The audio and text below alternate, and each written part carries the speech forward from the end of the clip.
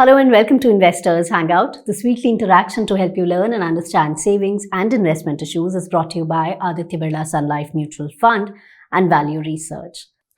Over the past few weeks, Sensex and Nifty are recording new highs and investors are sitting on huge gains. So is this the time for you to book profit, or is there any merit in staying invested? That's exactly what we'll discuss today.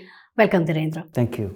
Let's start today's episode with answering a very basic question. What does it mean, Sensex and Nifty hitting new highs? 70,000 means a nice round number. Feel happy because all your investments have gone up. And it also means that, in fact, for most investors investing in India, that 70,000 means much less, because 70,000 is a nice round number, but the small cap index has gone much more. Sensex and Nifty are large cap index. They haven't grown as much as where the investors are putting their money. So the happiness quotient of the normal investor is far higher than the Sensex. So 70,000 means nothing. It is a nice round number. Feel happy about it.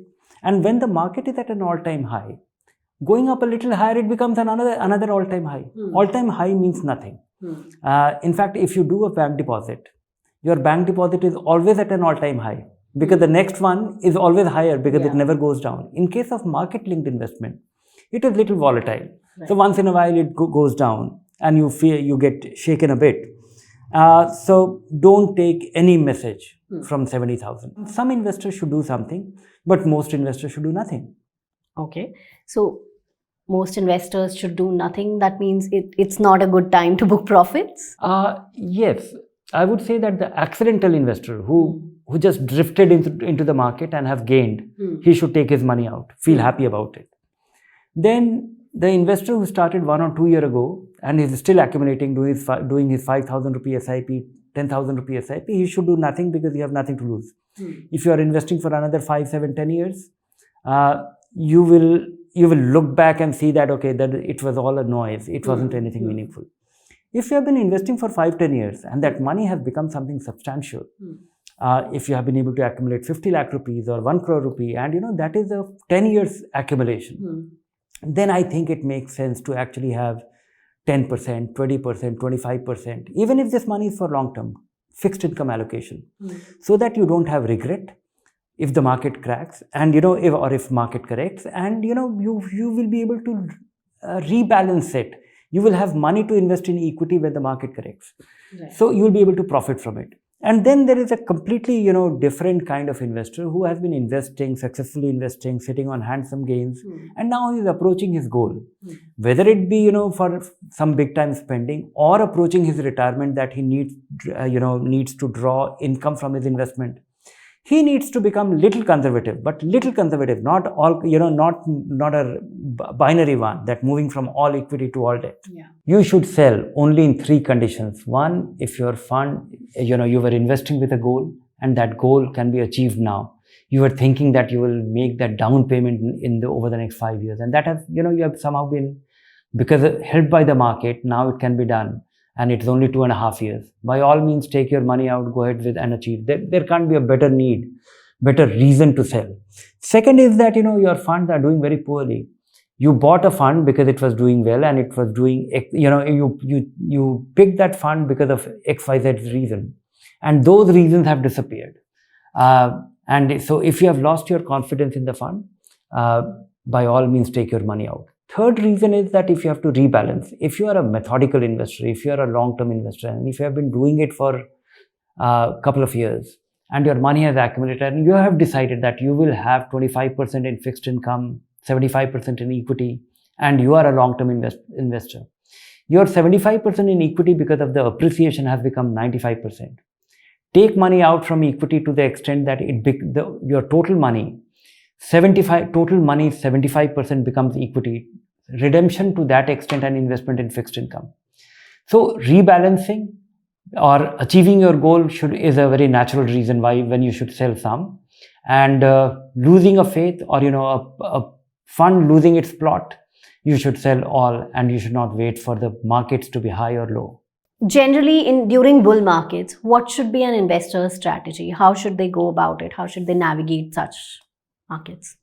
Bull market and bear markets are very essentially, that is how the markets are. They're either rising or they're falling.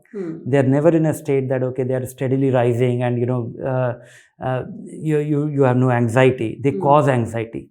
And so I think, just stick to your plan. If you have a plan, stick to your plan. If you don't have a plan, then plan it. And second is that, if you have been able to accumulate something sizable, which is something like 50 times of your annual income, right, then have your fixed income allocation, because having an allocation will give you some kind of shock absorber. Otherwise, just going up and going down, and you have the feeling of regret and not being able to profit from rebalancing. So that is the only methodical thing that a normal investor should do. And accidental investor should actually take his money out because he's sitting on profit. It will be a good story. It will be a happy story. And then he should plan it all over again. And one thing which I would like to caution investors, which, we tend to get in a market like this, when it is going up and attaining a new high every day, and the small caps are rising higher than large caps. And I come across a lot of happy investors. There is a likelihood that you will get greedy. Right. You will think in terms of borrowing money and investing. You will think in terms of putting your short-term money in and investing. That I think is a dangerous thing. That I think is a wake-up call. Simply because, all such occasions in the past, it has been disappointing. Because if you don't have conducive foundation for your investments to stick around for the long term, you will be disappointed because a 10% decline and you will be out of pocket. Okay, now before we end this episode, we have a viewer's question that we would like to answer. Now, Mr. Mandal wants to know how to create and preserve wealth for the next generation in spite of being middle class and struggling to keep aside money for their child's higher education, daughter's wedding, and their own retirement. So that the future generation, they don't have to go through the same cycle. So one is that, if you have invested in their education, and if you have invested, if you have bought your home, and if you're actually living independently, then you have taken care of them. You have created nice citizens and financially independent citizens. So that's good enough. Maybe, educate them about, give them the financial education which you have attained. That will help them do things better. But apart from that, if you are onto a retirement fund, if you have a retirement fund and you are deriving your income out of it, or you don't need any income out of it, then that is the state that you leave. And there I have one suggestion. Many investors think that just because they have retired, they have to be in fixed income. That is not a rule. That is not a gap. Yeah, it's all the more important to keep. Yeah, leave a larger state, invest substantially into equity, because if you don't need income, have 80% into equity, 20% into debt, so that the money is, you will leave a larger state. Because think of it, what will your money achieve by remaining invested, by being in fixed income as compared to equity? And this is a long-term money. This might be needed after 10 years, 15 years, 20 years, or maybe never needed. Many a times money is, just comfort that you can do something big if need be, or if the need arises. Right. Otherwise, it's there. And it must be poised for growth. So keep watching this space for more information. If you like the show, do subscribe to our YouTube channel and keep sending in those questions, because we'll be taking them up in our subsequent episodes. Thanks for watching. Bye for now.